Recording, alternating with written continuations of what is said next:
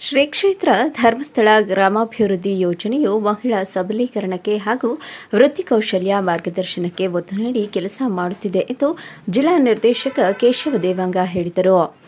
ತಾಲೂಕಿನ ಹರಿಹರಪುರ ಗ್ರಾಮದ ಹರಿಹರೇಶ್ವರ ದೇವಾಲಯದ ಆವರಣದಲ್ಲಿ ನಡೆದ ವಲಯ ಮಟ್ಟದ ಸಾಧನಾ ಸಮಾವೇಶ ಮತ್ತು ಸಹಸ್ರ ಬಿಲ್ವಾರ್ಚನೆ ಪೂಜಾ ಕಾರ್ಯಕ್ರಮ ಹಾಗೂ ಬೀದಿ ಬದಿ ವ್ಯಾಪಾರಿಗಳ ಸಂಘವನ್ನು ಉದ್ಘಾಟಿಸಿ ಮಾತನಾಡಿದ ಅವರು, ಆಡುಮುಟ್ಟದ ಸೊಪ್ಪಿಲ್ಲ ಎನ್ನುವಂತೆ ಧರ್ಮಸ್ಥಳ ಸಂಸ್ಥೆಯ ವತಿಯಿಂದ ಕೈಗೊಳ್ಳದ ಜನಪರವಾದ ಕಾರ್ಯಗಳೇ ಇಲ್ಲ ಎನ್ನುವಂತೆ ತುಳಿತಕ್ಕೊಳಗಾದವರು, ಶೋಷಿತರು ಹಾಗೂ ಬಡಜನರ ಜೀವನ ನಿರ್ವಹಣೆಗೆ ಬೇಕಾದ ಎಲ್ಲಾ ಬಗೆಯ ಸೌಲಭ್ಯಗಳನ್ನು ಸಕಾಲಕ್ಕೆ ಸರಿಯಾಗಿ ಒದಗಿಸಿಕೊಟ್ಟು ಗ್ರಾಮ ವಿಕಾಸಕ್ಕಾಗಿ ದುಡಿಯುತ್ತಿರುವ ಧರ್ಮಸ್ಥಳ ಸಂಸ್ಥೆಯು ನೊಂದವರು ಹಾಗೂ ಮಹಿಳೆಯರಿಗೆ ದಾರಿದೀಪವಾಗಿದೆ ಎಂದು ಕೇಶವ ದೇವಾಂಗ ಅಭಿಮಾನದಿಂದ ಹೇಳಿದರು.